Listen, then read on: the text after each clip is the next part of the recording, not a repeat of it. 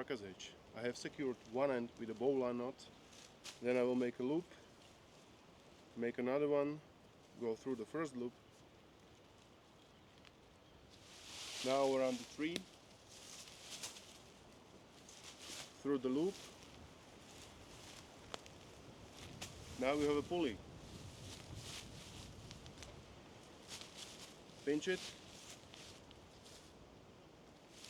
secure it with a quick release loop,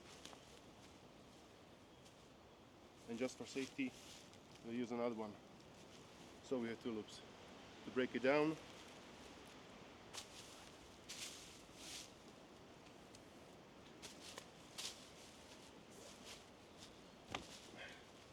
and it's done.